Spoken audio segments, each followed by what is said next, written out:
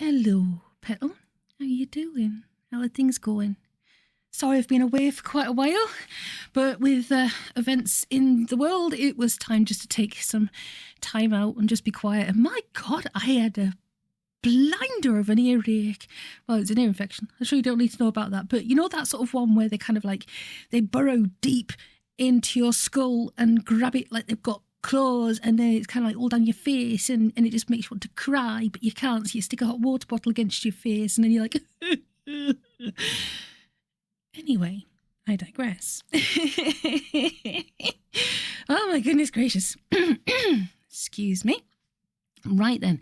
So we have a new book. We've got a new series, Here Comes the Sun, and I am so excited because we're going into the sort of like festive, in inverted commas, season.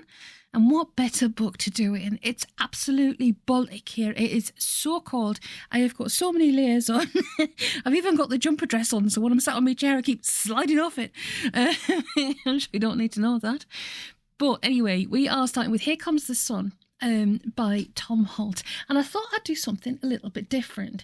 Now, although the description is in the synopsis and a description of the video, on this one, because it's starting off a new standalone book, essentially, I'm going to read the synopsis. And of course, because it's my interpretation of how it is, it's just a unique thing. Right, so the sun rises late, dirty, and so badly in need of a service, it's a wonder it gets up at all. If you've not read this book, seriously, you're in for a treat because it's one of the best that he ever did. The moon's going to be scrapped soon and a new one commissioned. But then, they've been saying that for years. Sound familiar? All is not well with the universe, and though there's a hell of a lot of tidying up to be organised after some carelessness with earthquakes and tidal waves, I'm sure Tom Holt could see into the future, swear down. Surely it's crazy to get mortals to run the show. Things may be bad, but isn't that going to extremes? Yes, yes it is. The irrepressible Tom Holt hits the mark yet again with a dazzling foray into fantasy of the hilarious kind in the way that only he can. You see, you've got your top three. You've got Douglas Adams, you've got Tom Holt, and you've got Terry Pratchett in no particular order. And an honourable mention to Robert Rankin. They are some of the best sort of like crossovers between fantasy and normality and commerce, and I'm whiffling too long, but I thought I might as well, seeing as I've been away for a while, having a little bit of a break, a little bit of a mind reset. But enough of all this whiffle. How are you doing? How are things going with you? I always feel like when I'm not recording and I'm not posting that I miss this little community. So big ask, if you can leave a comment or if you want to email, it's fine, whichever. Let me know how you're doing, and I hope you're all doing all right. As ever, if you want to hit the notifications bell, that's awesome. If you enjoy this chapter, please hit the like button. I know there's a whole regular group of you that do, and I very much appreciate that because it keeps us ticking over and it keeps the lights on. The hamsters and the llamas have gone off on a holiday because it's a bit chilly down here. So we've got a polar bear, and he's called Eric. Well, Eric the polar bear. But if you think he should have a different name, tell me what name he should have. Right, time to crack on. Here Comes the Sun, Chapter 1. The sun rose. It was dirty. It was late. It was 30 billion miles overdue on its next service. There was a thin film of oil on its surface, the result of a sprung gasket. But it was up and running, and that in itself was something of a miracle, all things considered.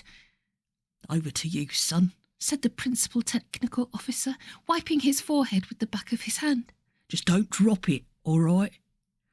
The assistant technical officer scowled. "You always say that," he replied. "And have I ever?" "Not yet." The older official looked down at the great fiery disk and smiled in spite of himself. True, he could hear the distinct grinding noise and smell the burning oil, but it was still an impressive sight. They'd built things to last in those days, which was just as well. Of course, they had the funding then. "Here," said the younger official, "the gyro's packed up again." "Gyro," replied his colleague scornfully. "Bloody modern tat. You'll just have to fly it on manual, that's all." "Oh, no," whined the younger official. "That's no good. If I've got to do that, I'll have to miss lunch again." "Tough," The principal technical officer's soul passed a few observations about the younger generation, with particular reference to those members of it who wore earrings. When I was your age... Yeah, you already told me. Given anything I would for a chance to fly a solo. He paused, remembering. We took pride in our work in those days, he added. Yeah, well... The younger official had a point. Things were different now. The principal technical officer admitted to himself as he packed up his knapsack and put on his bicycle clips. Narrator's note. Bicycle clips. I've seen people come into the Inland Revenue when I was working there with bicycle clips on back in the day, but then again, that was before the millennium, so, you know. I digress. Not quite so run down for one thing. The Great Bear wasn't held in its place in the firmament by 300,000 miles of insulating tape and a bent nail. You should thank yourself lucky, he said without conviction, that you've got a job at all. His junior colleague didn't even bother to reply. He was leaning on the dead man's handle, eyes vacant, Walkman headphones on, staring down towards Betelgeuse. Something told the principal technical officer that if humanity made it through to nightfall with nothing worse than a few hours of inexplicable darkness, it should count itself lucky. Still, he said to himself, as he hoisted himself onto his ancient bicycle and pedalled stiffly away across the sparkling freeway of the stars, if you're going to take pride in your work's got to be something you can take a pride in, and if the whole shooting match is virtually derelict, what can you expect? No wonder the boy's demoralised. Where's the point in bothering when nobody else seems to give a damn? His way home took him past the moon sheds and, following this train of thought, he slowed to a halt, leaned on his handlebars and looked in through the great double doors. Inside, the moon was being winched back into dry dock for the day. From a distance, it never failed to take his breath away. Seen up close, it wasn't such a pretty sight. Struth, the old official muttered under his breath. Admittedly, it was quite some time, centuries probably, since he'd taken the time to stop and look at it this closely, but there was no denying the fact that the old girl was in pretty poor shape. What have they been doing to her? He said aloud. One of the maintenance engineers, an alarming-looking youth with a Mohican haircut and a ring through one nostril, looked round and stared at him. He didn't seem to notice. What's it with you, Granddad? The youth demanded. You're not going to use sandpaper on her, are you? The old official said, horrified. You were... No wonder, the old official reflected. No wonder the poor old bus has got all these great big pits and craters all over her once smooth surfaces. He sighed. He knew there was no point uttering the words that were trying to squeeze their way through the gap in his teeth, but he said them anyway. You shouldn't use that stuff on the outer skin, he said. First thing you know, you'll get pitting. So what? So what indeed? Nobody cared, obviously. And as he cycled away, the old official couldn't find it in his heart to blame them. Where was the point in trying to keep it going when it was patently clapped out? They were going to scrap it soon in any case, they said. Commission a brand new one. They've been saying that for a long time now. As usual, he stopped off at the social club for a tea and a bacon sandwich before going home. He parked his bicycle, chained it to a lamppost, and walked into the room, which looked like one of the more run-down East German railway stations. Another example, he couldn't help reflecting, of the way this whole operation is going downhill. What's happened to the pool table, Nev? He asked. Jammed, replied the steward, washing glasses. They're sending someone later on. Right. Or at least, the steward added. So they told me. Right. The steward made an indeterminate noise and put the bacon sandwich in the microwave. Another bloody innovation. Looking forward to the darts match tomorrow, Nev. The steward sighed. Cancelled, George, old son, he said, due to lack of interest. And heard. Jane stopped what she was doing and looked out of the window at the sun.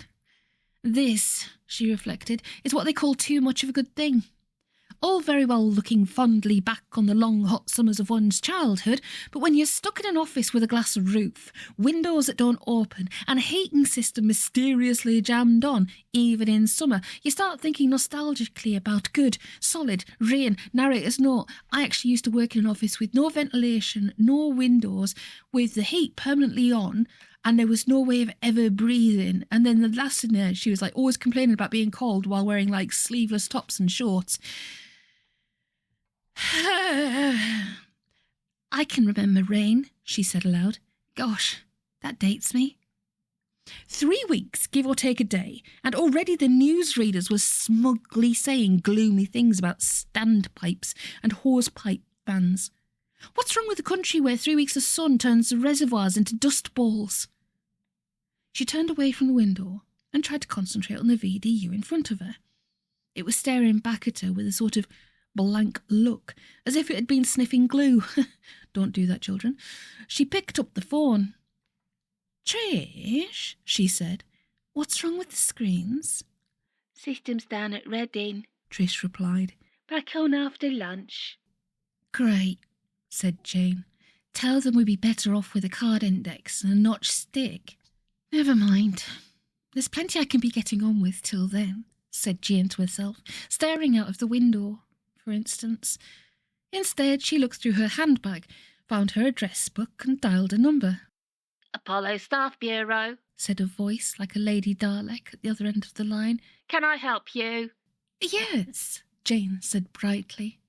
I want a new job, please. We could advertise it, Said the Chief of Staff. The rest of committee looked at him.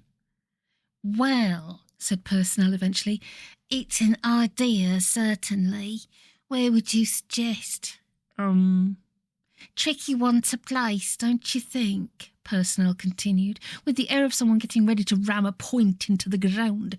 I mean, it's not one for the Exchange and Mart, is it? Let's try being positive for once, Staff replied testily. That's the problem, really. We're all too keen to look at the disadvantages and not the... Absolutely, Branch interrupted, with you all the way there. But I think Personnel's got a point too, you know. All God's children got a point, said Staff to himself. It's just that some of them are still bloody silly ones. He drew a spaceship on the agenda and tried to calm himself down.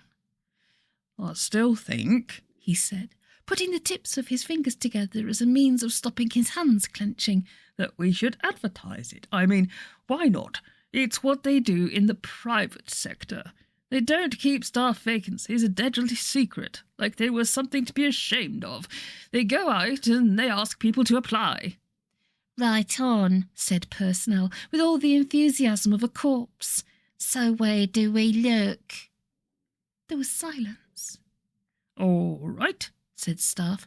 What do you suggest? We need someone, and we need someone quickly. You're the personnel officer. What's your considered opinion?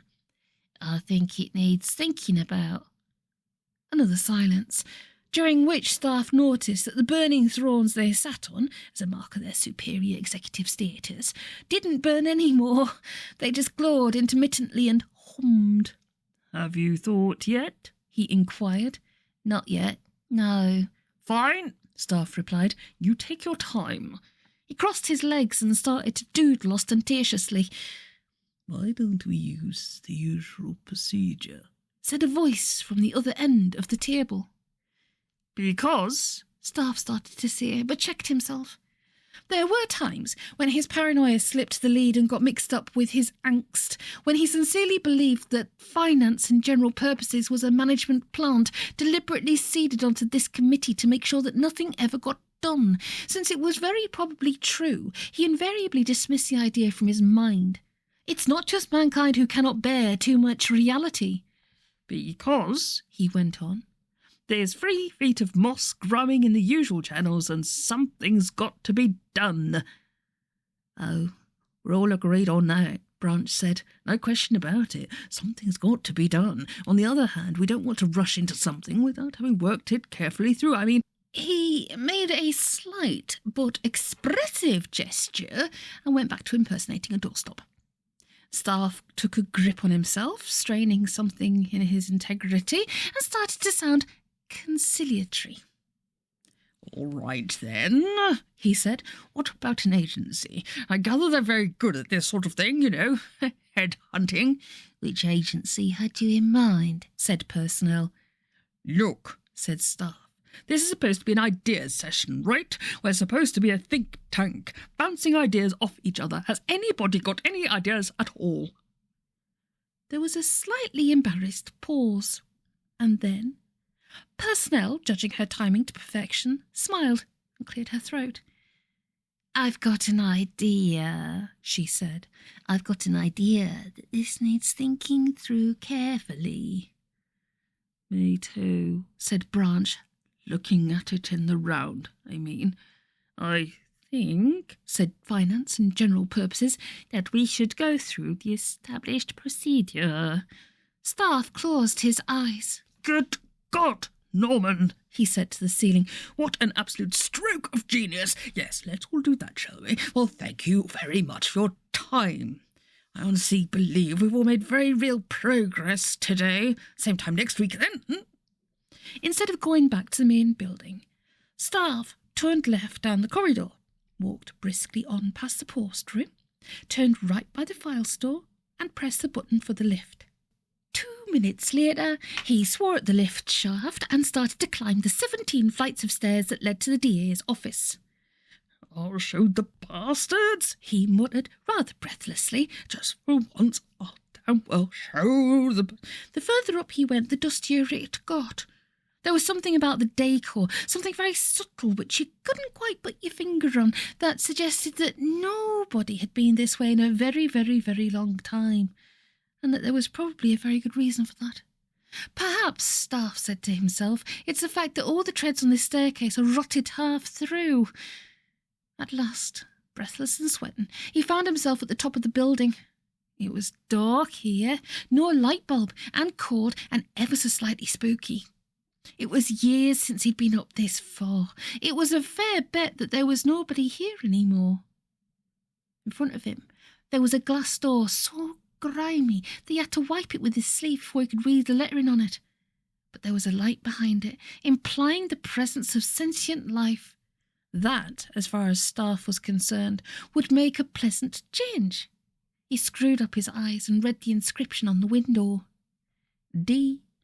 Ganga, it said, and in smaller letters underneath, Devil's Advocate. "Oh, well," said Staff to himself, repressing a shudder. "I'm here now." He knocked smartly on the door and turned the handle. "Try a bit of silver paper and some gunk," said the technical advisor into the receiver. The voice at the other end crackled at him. "Would that work?" it inquired. "Dunno." The technical advisor leaned back in his chair and put a peppermint in his mouth. "Might do." "Look," said the crackle. "I've got a bloody great disc of helium broken down over East Africa. Things are starting to get burnt. Suggest something." "Not my fault," replied the technical advisor automatically. "I told them at depot it needed a whole new gearbox, but would they listen? Nah. He crunched on the peppermint into the mouthpiece, sending a noise like the end of the world down the wire. Now it is not. Do you know something? This is a well-known fact. I cannot abide the sound of people eating. I'm terrible for it, I really am. It's like, the thing is, I try and always do that sort of thing whereby it's like, it's just a matter of time. It's just a short matter of time. And a lot of people, normal noises is fine. But it's those ones who go, nom, nom, nom, nom, and it just, it makes me cringe. Yeah, I digress. I'm so sorry. But I can just imagine that crunching like things on the phone. Like, there's something about the amplification. It's just, all my elbows. Right. I don't know where that phrase came from, but it's somewhere. Right. Nah. He crunched the peppermint into the mouthpiece, sending a noise like the end of the world down the wire. "Look," he said, after he'd cleared the shrapnel off the roof of his mouth. "Tell you what I'll do for you. I'll send out maintenance with the phone. They'll have you back on the road again. No worries." The crackle reminded him by way of reply that the maintenance unit had been disbanded 2 years ago as part of the cutbacks programme and its staff reassigned to Oceans. "What about the backup team?" it suggested. "Nice idea," replied the technical advisor, thumbing through a roster. Trouble is, they're down at the social club at the depot fixing a jam pool table. You want them, you got to fill in the yellow for at least 48 hours in advance. Then what do you suggest?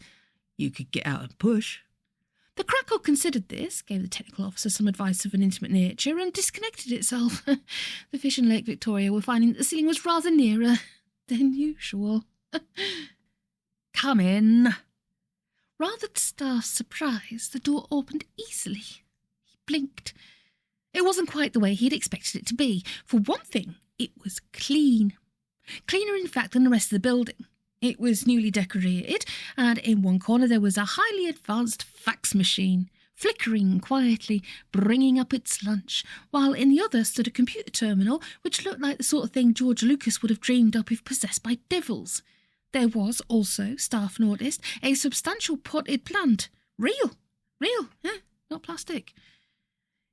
It's because we're separately funded, said a voice behind him. The benefits of decentralisation and all that. You're Chief of Staff, aren't you? The figure standing behind him was almost as disconcerting as the environment. It looked young, vibrant, full of energy. More amazing still, it looked like it was capable of enjoying itself. You're... Staff said. The figure grinned. My name's Ganger. We haven't actually met, but it's my job to know things. By way of a disorienting remark, said Staff Saul to any part of his brain that happened to be listening, that's got to be in the running with "Are you sure you're feeling all right?" and "Excuse me, there's a bomb inside this banana." Throwing people off balance was probably part of the job, too. Staff forced himself to relax. Sorry to barge in like this, he said, but have you got a moment? Ganger nodded. Sure, he said. Carol, I'll be engaged in the back office. Anyone calls, take a message. Staff's head swiveled like a windmill, and he caught sight of a blonde head between two earphones. Laid-back nonchalance is all very well, but there are limits. You don't mean to say, he whispered, you've actually got a secretary? Two, Ganger replied, and Staff gave up the struggle. This was the sort of man who had a "my other car's a Porsche" sticker in the back window of his Maserati. Come with me. Coffee? Staff made a little noise without opening his lips. I suppose your secretary will bring it through to us? Ganger raised an eyebrow. Well, yes, he said. One of your two secretaries? That's it. That's all right with you, that is. That's fine, said Staff. I think I've come to the right place. It seemed like a very long walk through to the back office until Staff realised that it was the effort of walking through the carpet. You could easily lose a Mayan city in the pile and never know it. So, what can we do for you? Ganger said, waving his arm at a chair. Staff looked at him carefully. Perhaps it was an invitation to sit on it, but it seemed unlikely. It had the appearance of the sort of thing you pay money just to look at. Sit down, said Ganger. Please, we don't stand on ceremony here. Maybe not, but you sure as hell sit on luxury. Staff sat back, panicked for a moment until he got his bearings again and cleared his mind. Actually, he began to say, all it was... His lips froze. Ganger followed his line of sight and raised an eyebrow. It's a photocopier, he said. You know, you put a piece of paper in one end. I'm sorry, Staff muttered. Like I was saying, I'm in a bit of a quandary, and I thought, a fresh angle on the problem. Ganger nodded. I know, he said. Do you advertise or do you go to an agency? Good question. Look. Staff tried to sit up, but the chair wouldn't let him. He struggled. Self-esteem wasn't the most important part of his personality, but he was damned if he was going to end his career by slipping down the back of a chair. How do I know all this? Ganger said. Simple. It's my job. He paused, then smiled gently.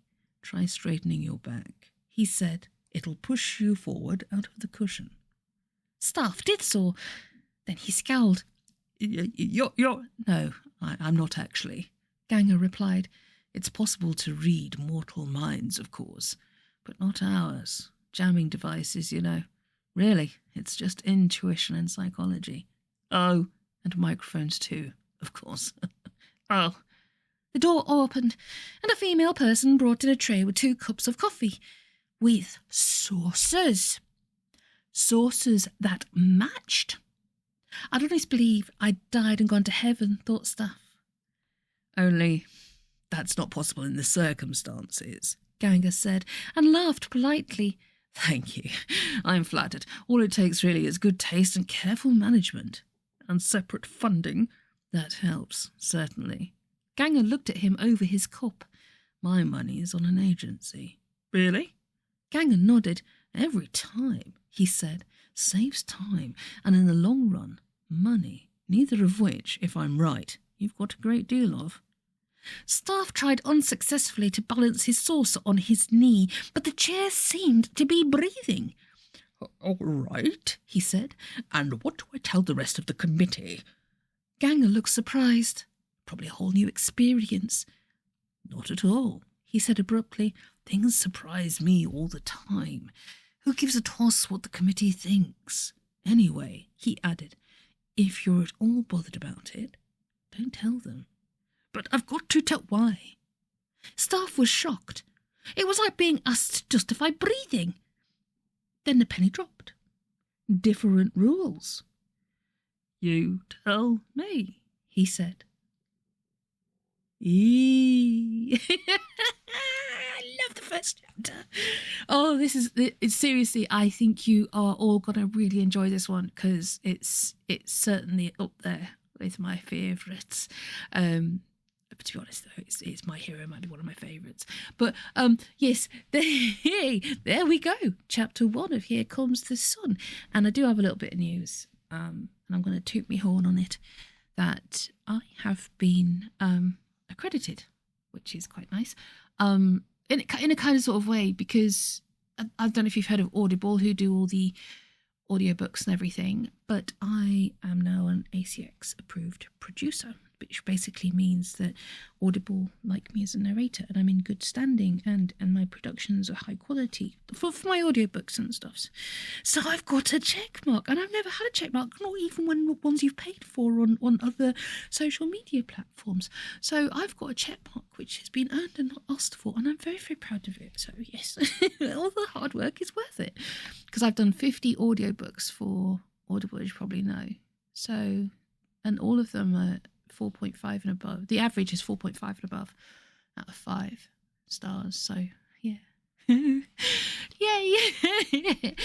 Anyway, enough about that. So yes, if you could hit the notifications bell for me, let me know how you are doing. Please let me know how you're doing. I know I was away for a long time and I do apologise. Yeah, the world's a bit of a different place right now. So we've got to keep going forward, keep our heads up, keep our tails to the wind and all. I never understood that phrase. My father used to use it, keep your tail to the wind. That's like, does that mean keep the wind behind you going forward, or go forward into the wind? I don't know. But take it easy. Please look after yourselves. Hydrate if you're too hot. Keep warm if you're too cold. Hot water bottles are for the win. They are amazing. And layers. So, yes, take it easy, and I'll speak to you soon. Bye.